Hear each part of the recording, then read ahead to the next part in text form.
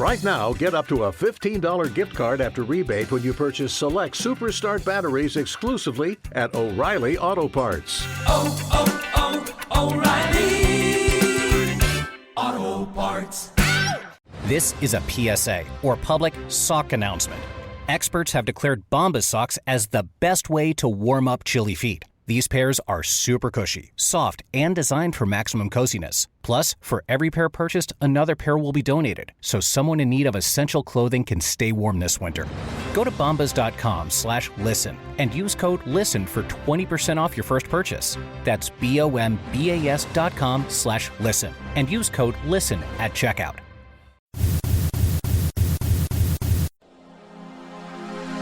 If you didn't know before, now you know why they call this the SunBelt. Very excited about the SunBelt. You know, while other conferences have been breaking up, our conference has become stronger. The state of SunBelt football is the strongest in our history. I saw SunBelt Conference, and I'm like, I don't know what this is. I got to join the show. It sounds a lot of fun.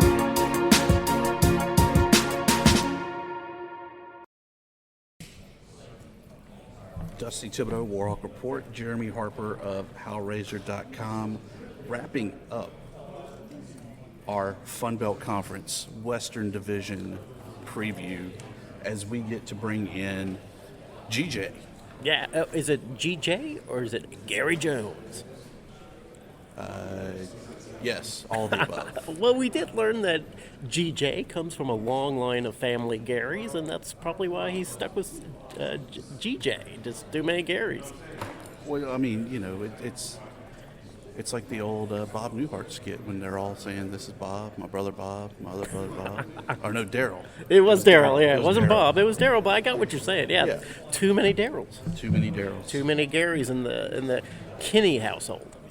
So when we look back at how things played out for TxSt, do we think that it was a fair statement to say that the all-transfer portal team was a failure and that's what cost Jake Spavital his job? Or do we think that it was just not enough time for the process to take effect with the Bobcats? You know, when we talked to Southern Miss and Will Hall about his approach to the transfer portal, he was all about, transfer guys from sort of our circle, from our region, from our build. So they're coming home in a way. I think with the transfer portal, you have a good chance of just bringing in a bunch of malcontents from other programs. And if they're malcontented because they're not close to home, they're going to be a malcontent for you as well as the place that they're coming from. So the key is just to find great fits. And I don't know if TxSt ever did that. I feel like TxSt was bringing in a bunch of guys, but guys that could not mesh. And GJ, you know, a lot of his transfers come from his own place, from Incarnate Word, a bunch of guys that feel like where it feels like home. So it might come out a little different for TxSt this year.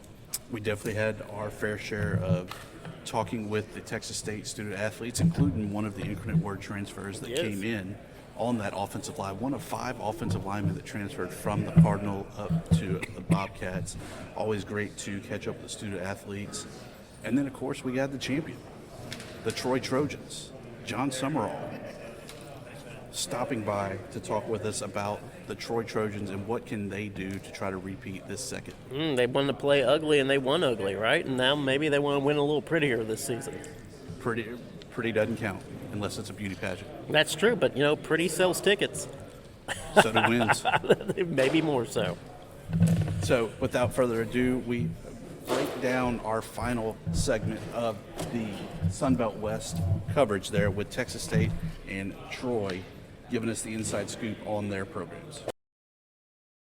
One of 2 new head coaches in the SunBelt Conference, GJ Kinney. Hey, look at there, we got it right. We got it right the first time. We didn't have to be corrected. I like it.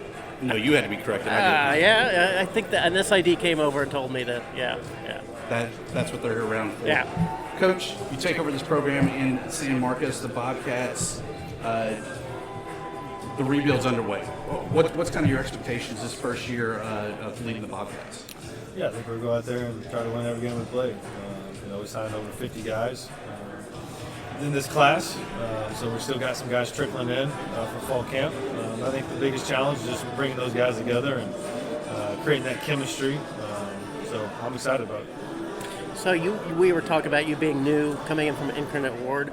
A lot of people are calling the Bobcats the Ward Cats. How many guys did you bring in from Incarnate Ward? I couldn't even tell you. I think I don't know, 10, 11, I don't know. Definitely brought some coaches too. 7 coaches originally, now down to 6. One of them going to UCF. Multiple players, so strength coach. So I think it's been a pretty smooth transition, especially for those guys. And even those guys, they're coming in and they're competing for a job. I mean, nothing's being given out. We have a bunch of really good players, so I think everyone's competing every day for an opportunity to play.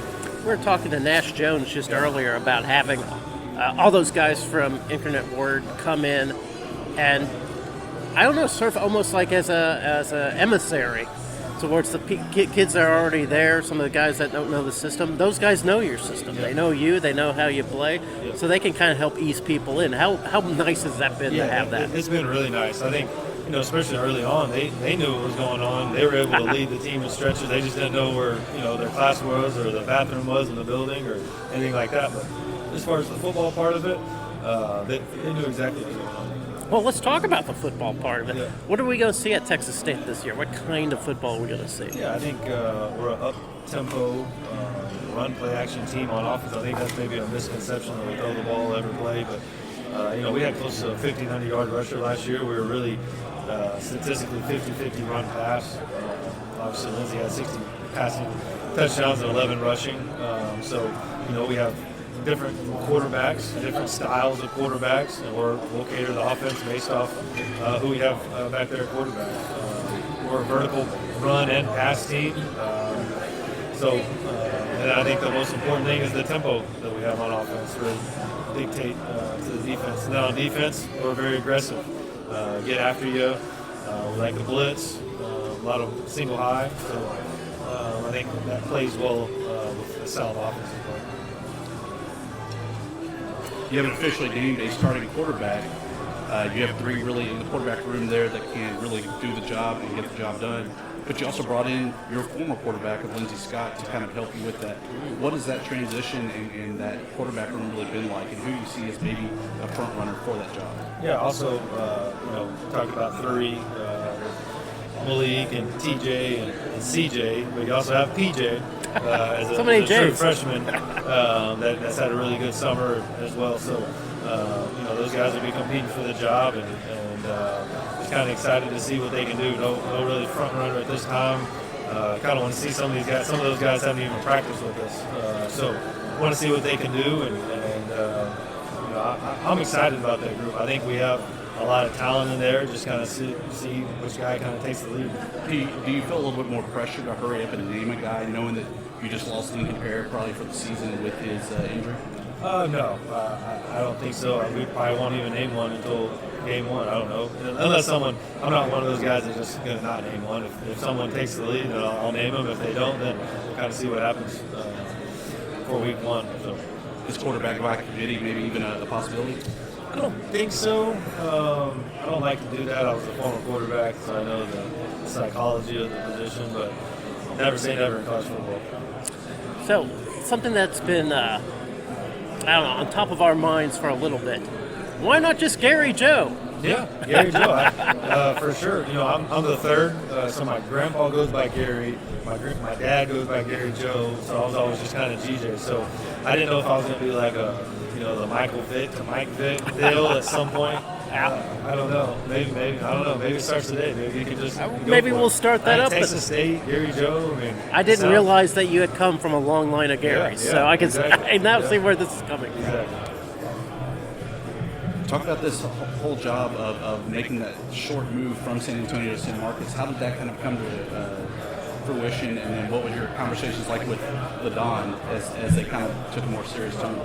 Yeah, I think obviously we were still playing and getting ready for FCS playoff football, and had the opportunity to interview for a couple jobs. And TxSt was really the one I wanted. I'm a Texas guy. I knew the potential of this program. You have 40,000 students. You got the river flowing through campus. After I met with Don Foriel and Kelly Danfus, our president, it was apparent to me that they're hungry for a winner. And so I was really excited about the opportunity. I think for me, too, it's one of those deals where, hey, you can't do it there. They haven't been able to do it. And for me, it's a little bit of a chip on my shoulder, maybe some motivation that I can do it. New guy on the block, but coaching is always a fraternity. What ties do you have to other SunBelt coaches? Man, let's see. Not really in the SunBelt. I don't think I have any really. Wow. I mean, I'm sure I know some guys. I have a feeling you're going to get to know some guys pretty soon. Yeah. Nobody really. My cousin, Colby Suits, played in Monroe. So wow. Yeah, nice. That's it. Nice.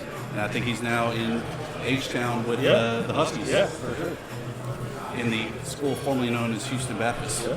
Oh, that's right. They're no longer Houston Baptist? They're Houston Christian. Oh, Houston. Okay. They're broadening their broadened their scope of stuff. Okay. So, Coach, when the ball's finally put down there to open the game, the season against Baylor, what do you think is the biggest thing that we need to watch for out of this Bobcat season? I don't know. I think that'll be something I'll be able to answer probably closer to game time. We have so many new faces and so many new people that it's just going to – this fall camp's going to be big for us. Where some people up here probably know who their starting 5 offensive linemen are, know who the quarterback's going to be, know who the receiver's going to be. For us, there's a lot of question marks. So I have to see what it looks like first. Coach, we thank you so much and look forward to seeing you in San Marcos. Let's go. So, Nash, GJ, he was just too good of a coach. You could not really leave him. You followed him from Incarnate Word. Talk about that decision and kind of what GJ brings to the table that made you make that decision to transfer up to San Marcos. First and foremost, I'd like to say that I'm a Christian man, so God told me it was time to leave and time to make that decision to go ahead and move away from UIW. And when I was weighing my options, I thought this was just the perfect place to go. So not only do I know Coach Kenny, and he's a great, hard-working coach. He works for the players. He's more than just a player's coach. He's a good person. Because I knew the offensive scheme. I knew all the coaches he was going to bring in. I knew what was going to be going on in that school. So I felt like it was a no-brainer. One of 5 offensive linemen, particularly, that made that transfer. Did y'all kind of collectively make that decision, or was it an individual and it just so happened, hey, what are you doing here? Yes and no, because when you're in that portal, it's up to anybody. You can get a better offer somewhere else if you can go play there. But I think for us, it speaks volumes about our coach, Coach Shu. He is an amazing coach. Technically sound, incredibly savvy, and he's just a hard worker. You want to play for Coach Shu. When I first came in there to UIW, I was incredibly raw. I like to think I had a little bit of talent, and Coach Shu saw that, and he told me when you start to mold and shape and add a lot of technique to my game. And so the endless amount of knowledge that Coach Shu has is incredible to see. And you can see that with the 5 guys who followed him and chose to turn down other big offers. So you, I think what Thibs had just mentioned was that at least 5 offensive linemen from Incarnate Word is following. How many people from Incarnate Word has eventually come to the Bobcats? Good amount. I want to say close to 10. 10 in that room. So what does that do, having that familiarity? When a new coach comes in, he's got 10 guys that automatically know the system, know how things run. Do you guys feel like, in a way, that you guys can help the rest of the team sort of acclimate into this new coaching change? Yeah, it feels like home, and we were definitely told to step up and be leaders around in our area.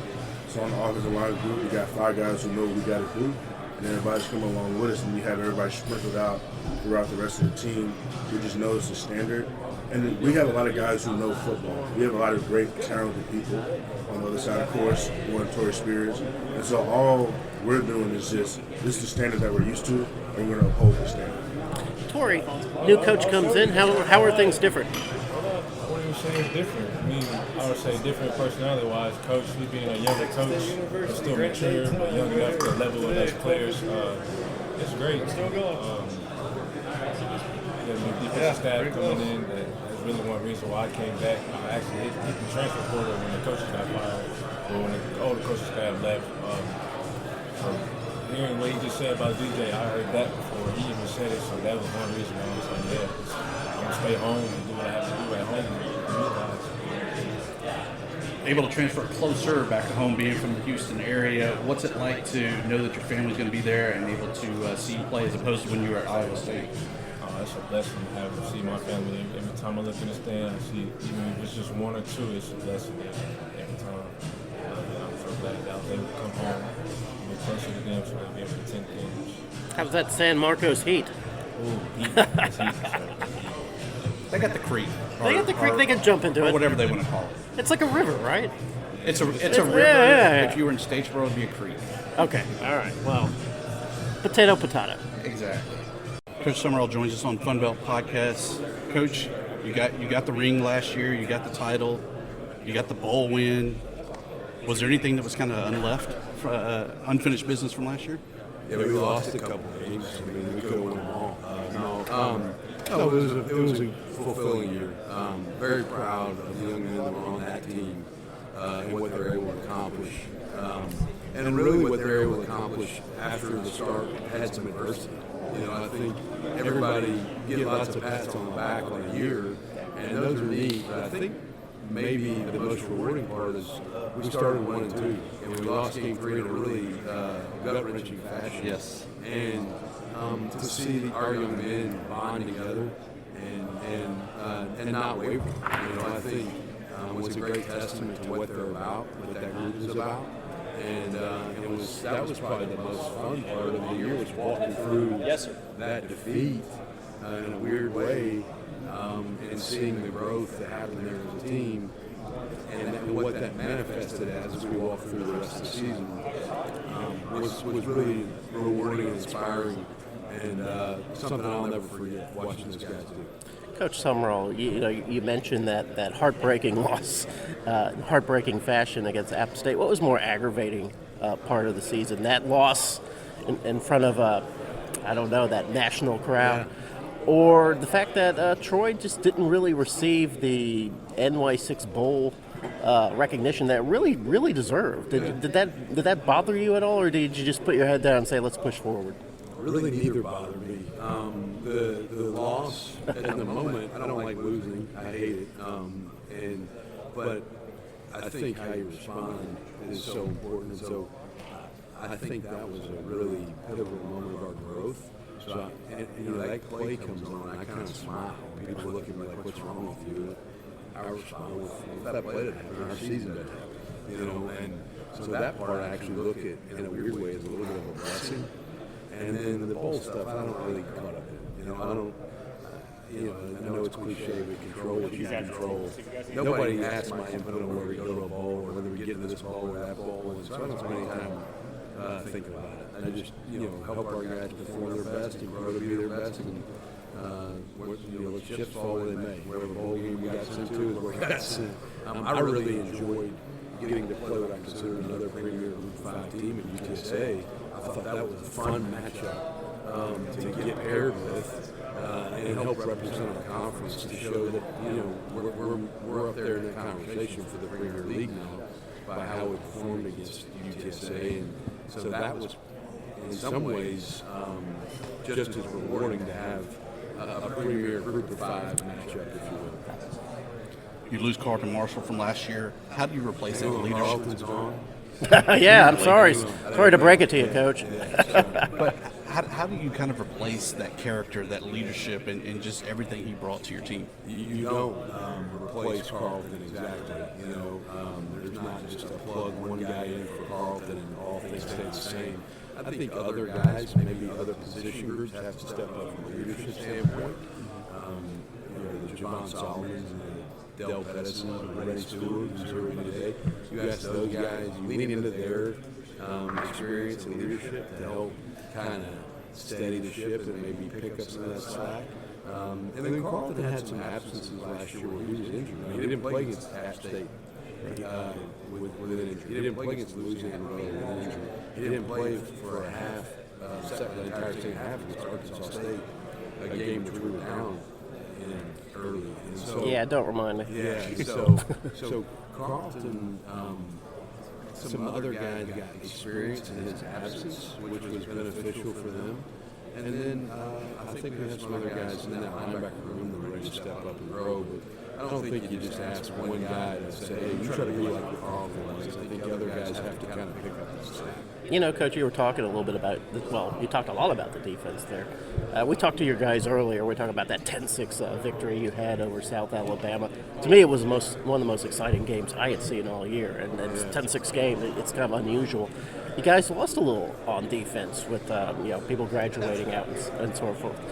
Is the defense going to be just as strong this year, or is it going to be relying a little bit more on Gunnar Watson? Yeah, I have high expectations for our defense still. I'm a firm believer that the defense is not about one individual. It's a sum of all the parts that try to make synergy there and become better maybe than what they are if you add them up independently. And so it's how can you piece together things and make them compounded to have better strength.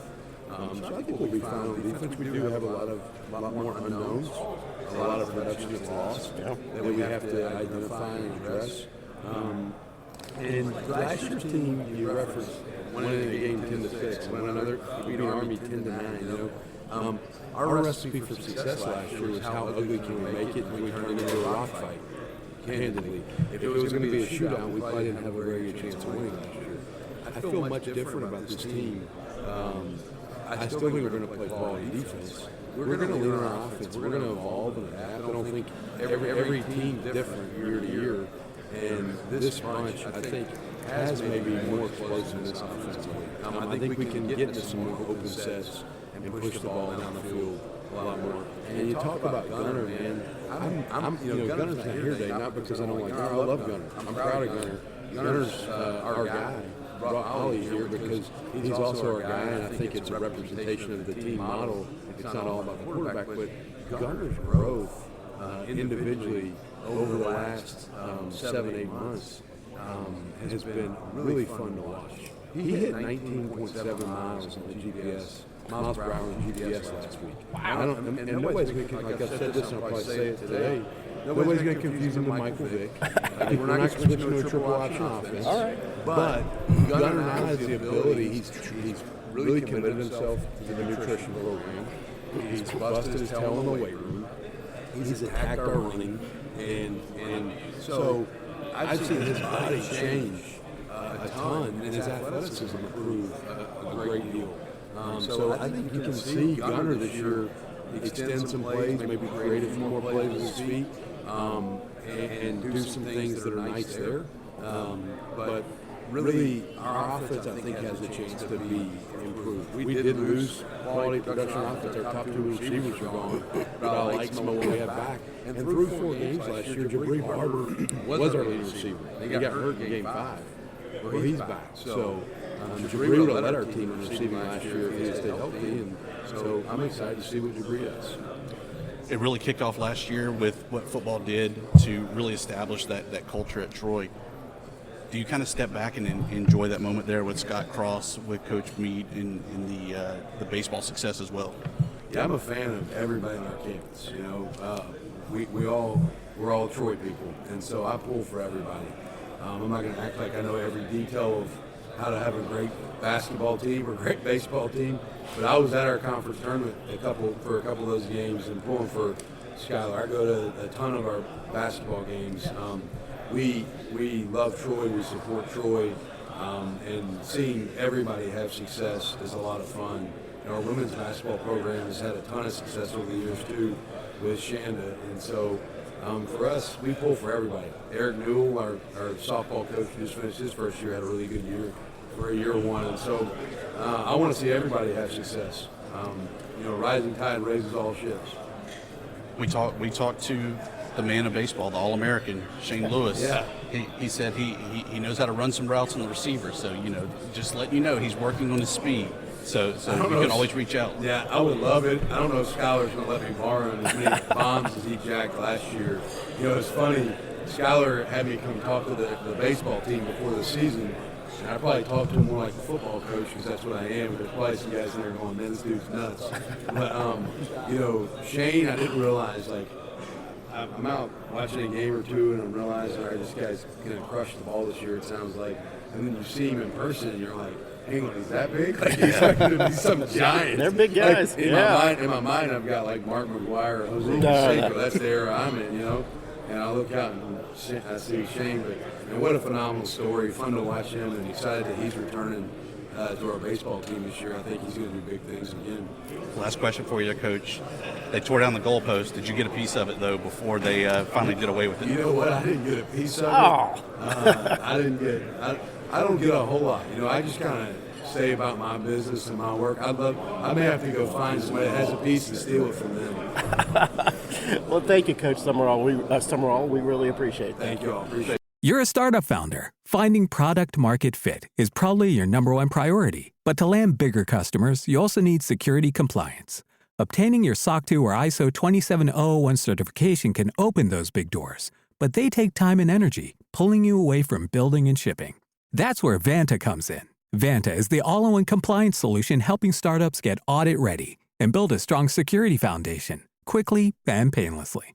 Vanta automates the manual security tasks that slow you down, helping you streamline your audit. The platform connects you with trusted experts to build your program, auditors to get you through audits quickly, and a marketplace for essentials like pen testing. So whether you're closing your first deal or gearing up for growth, Vanta makes compliance easy.